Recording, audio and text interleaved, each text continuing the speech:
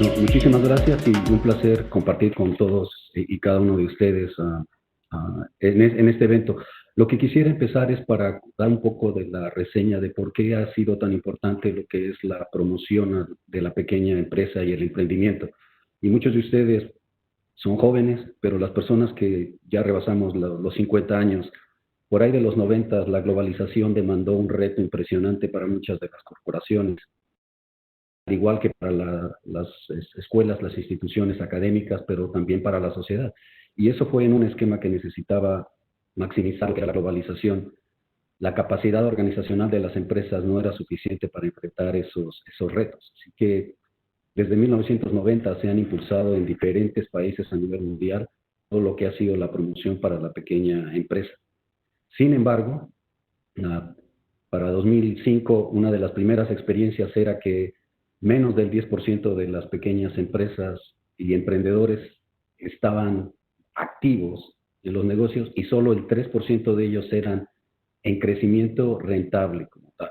Entonces eso detonó también que las nuevas organizaciones, en este caso el SBA, que es el Small Business Administration para los Estados Unidos, se detonó también la misma iniciativa para los países europeos y comenzó el programa también con los países asiáticos.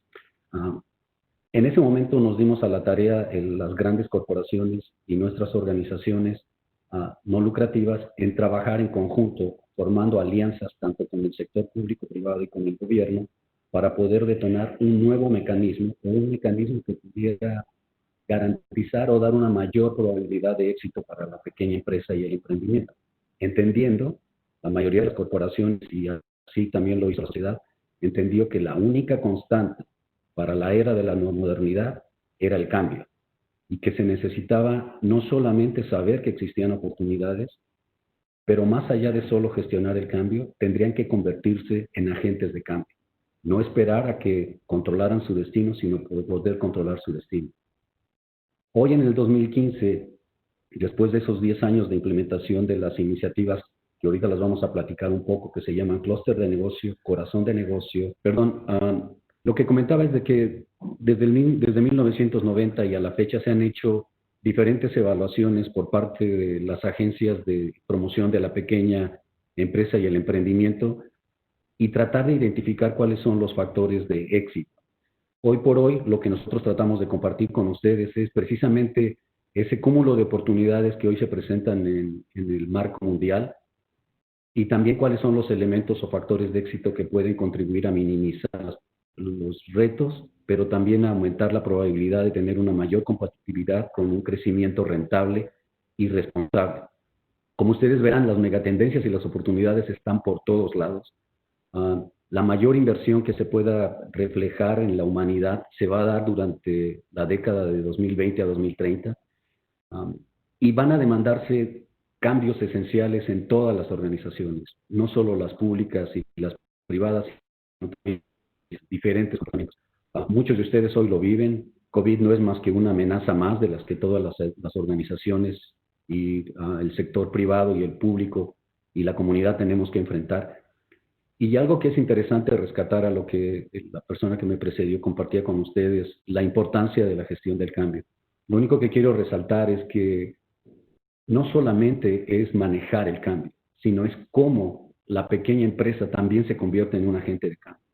De no convertirse en un agente de cambio, implica que siempre van a ser en la manera reactiva. Cada vez que exista un cambio en el mercado, un cambio en las condiciones económicas globales o locales o puntuales, o de esquemas de distribución, tendrán que responder inmediatamente. Y ahí es donde se presentan los grandes retos, porque no todas las empresas pueden sentirse cómodas o tener la capacidad de poder manejar el proceso de cambio. Entonces, la primera asignación que yo les recomiendo es que todos ustedes entiendan cuál es su capacidad que tienen ante la adaptación al proceso de cambio. No solo como una iniciativa reactiva, sino como una iniciativa proactiva. ¿Cómo es que ustedes lideran el cambio en su propia organización? ¿Cómo es que ustedes visualizan las potenciales variantes de cambio que están sucediendo? ¿Y cómo es que ustedes, de manera sistemática y rápida, con la agilidad y la flexibilidad que se requiere de la pequeña industria, la adaptación a los sistemas y estructuras? Y ese es un punto importante. Hay muchas herramientas, nosotros podemos compartir con ustedes también, posterior a esta sesión, herramientas donde ustedes pueden evaluar cuál es su nivel de capacidad de adaptación al cambio. Yo creo que el gobierno hoy de Costa Rica tiene una intención de poder contribuir y apoyar, y creo que se podrán generar sinergias para que ustedes puedan tener acceso a esas herramientas. Uno de los elementos esenciales que queremos compartir con ustedes es que lo que hemos aprendido en estos 20 años es que una gran idea por sí sola no es igual al éxito, pero una pequeña o buena idea con una estrategia clara es igual al éxito. Y aquí es donde importan los dos elementos que queremos mostrar con ustedes. En los últimos años del 2015 a la fecha, se han implementado de una forma sistemática y con mejora lo que son las iniciativas de clúster de negocio. Y ahorita me voy a tomar unos minutos para explicarlo. Y lo que es el corazón del negocio. Muchas de las empresas hoy no entienden cuál es el corazón de su negocio, y eso es lo que hace que ante los cambios todo se vuelva oportunista.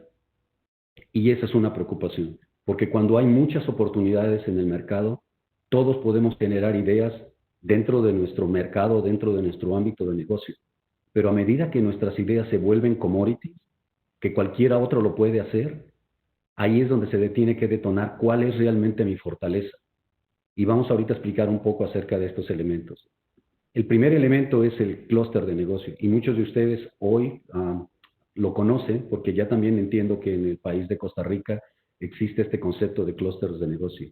Y básicamente lo que es que se forman alianzas público-privadas y de la sociedad para poder entender todos los mercados o oportunidades de negocio que existen y poder lanzar iniciativas que puedan promover la maximización de la creación de valor dentro de esas oportunidades de mercado, sean locales, internacionales o nacionales.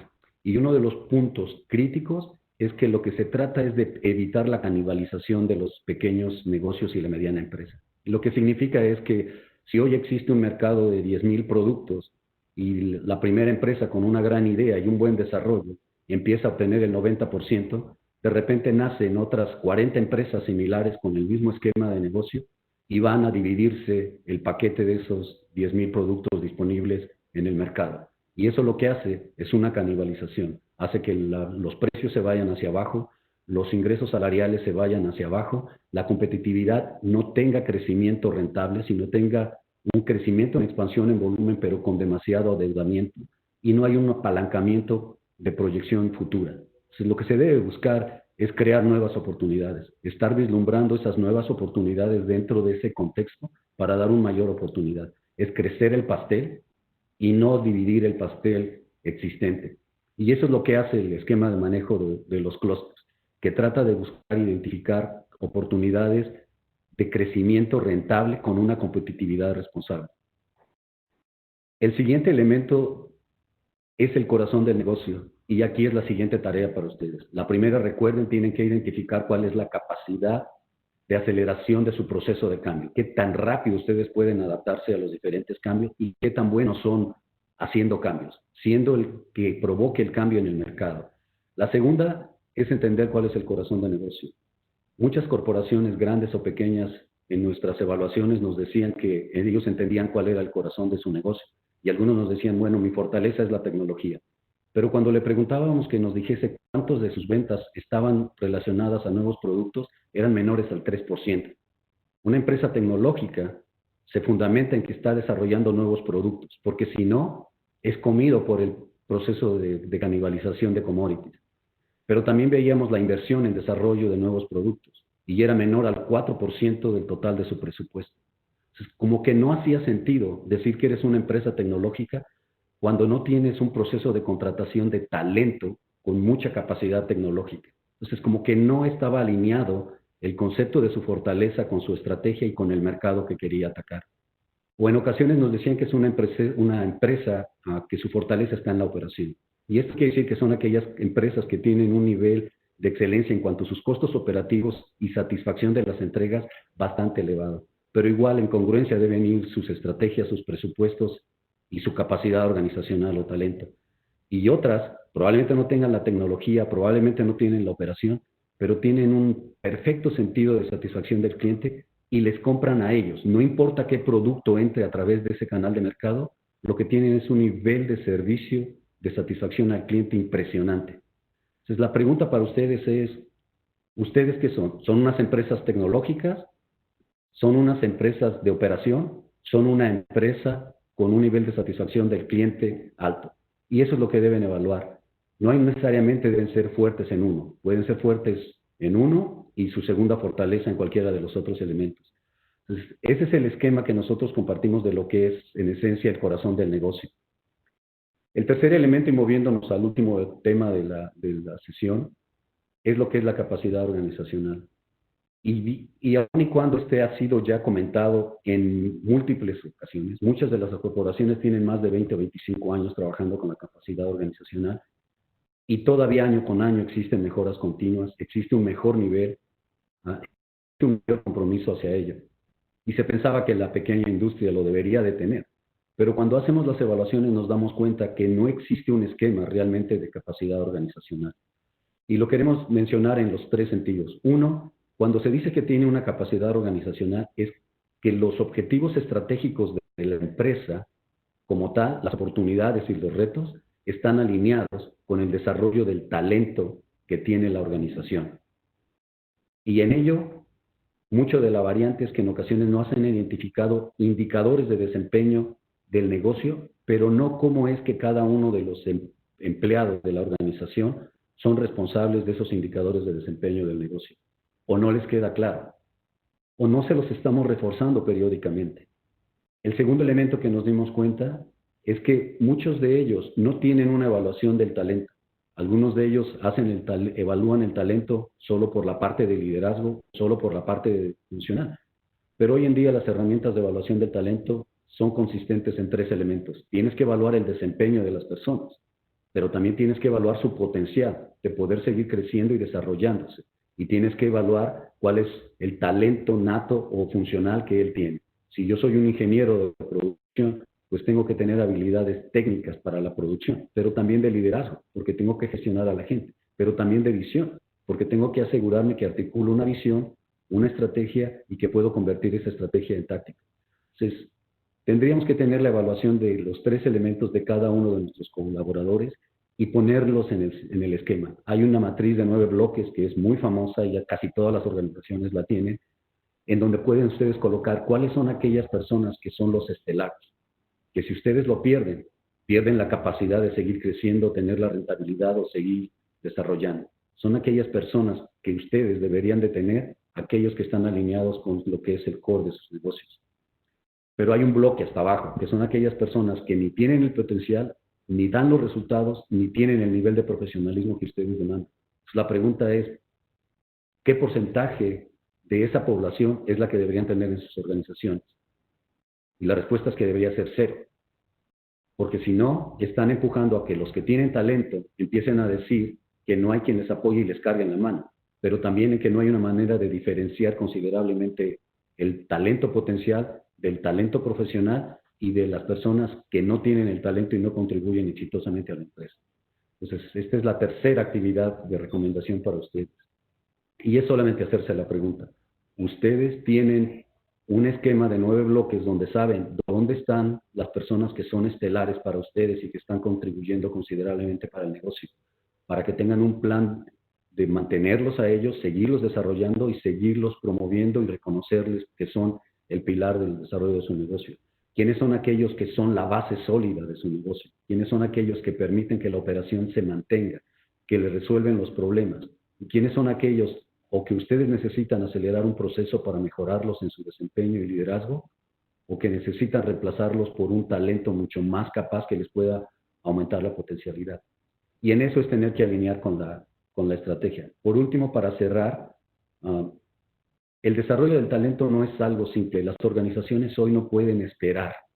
No pueden esperar a tomar 2 o 3 años para poder desarrollar un talento. Tiene que ser un desarrollo de talento acelerado. El esquema de educar haciendo y aprender produciendo tiene muchos años y no ha permeado en todos los núcleos. Y es una gran oportunidad. Cuando se desarrolla un talento, implica que las personas, mientras se están educando, tienen que estar resolviendo los problemas de la empresa. Tienen que ser capaces de demostrar que el aprendizaje que tienen en una aula o a través de sesiones virtuales o a través de ejecución de proyectos, lo pueden implementar inmediatamente en la organización. Entonces es la forma de poder solucionar problemas existentes hoy en la organización y que ellos vayan desarrollando su talento. Y es un proceso sistemático y simple que ven aquí y lo van a tener ustedes para mayor detalle. Las recomendaciones, como les comentaba, es para resumir aquí lo que les estamos diciendo. Tener que alinear el core del negocio con los objetivos estratégicos. Y es una tarea, hacer su evaluación de cuáles las fortalezas en cuanto a tecnología, operación o satisfacción del cliente. ¿Cuál es la fortaleza de ustedes? ¿O es la tecnología, o es la operación, o es la satisfacción del cliente?